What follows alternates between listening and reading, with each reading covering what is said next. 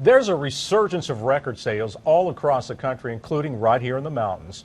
Music lovers are dusting off the old vinyl as record companies press new records. News 13's Ingrid Alstead tells us why it's no longer about moving forward in the digital age, but circling back. More records were sold last year than ever before. So if the idea of buying vinyl leaves your head spinning, listen to the flip side.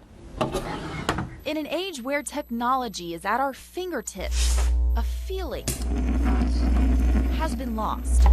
For some, the desire to download is diminishing. And the tables are turning.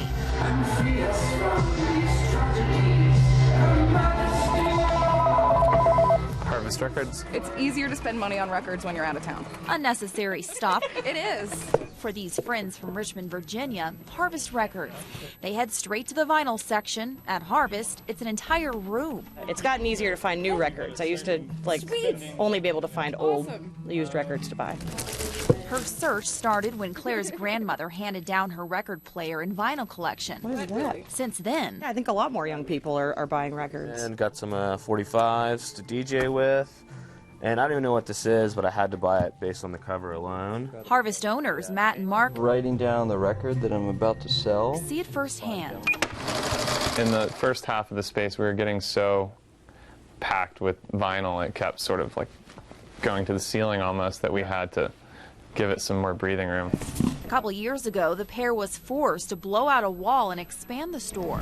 I mean, the daggum things are so big, you know? It takes up so much space. I looked at the shipping order, and it's 126 pounds of vinyl. When the store opened nearly a decade ago, CDs were the hot ticket item. Matt buys the used vinyl, and every day is getting crazier. Every day. Determining whether or not these records are ready to be priced and go out on the floor or need cleaning.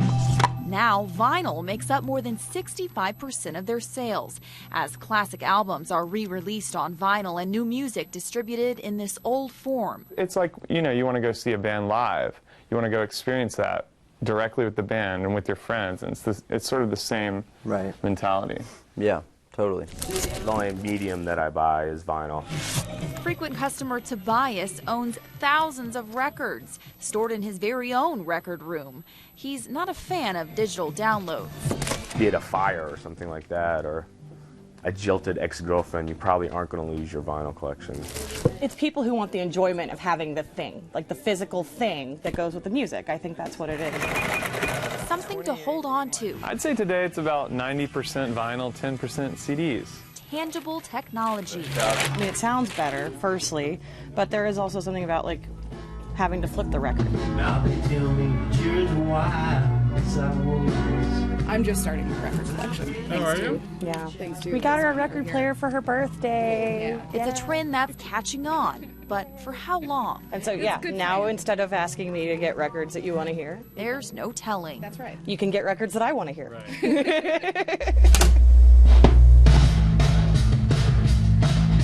But these long plays, LPs, haven't been this popular since the 90s. Thanks to a younger generation who is giddy in the groove. I appreciate it, man. There's always going to be a draw to vinyl and the experience that it creates. Your seat's in there, thanks. Whether or not it's in Urban Outfitters or not. Yeah. Cool, man. Thanks, yeah. Enjoy your weekend.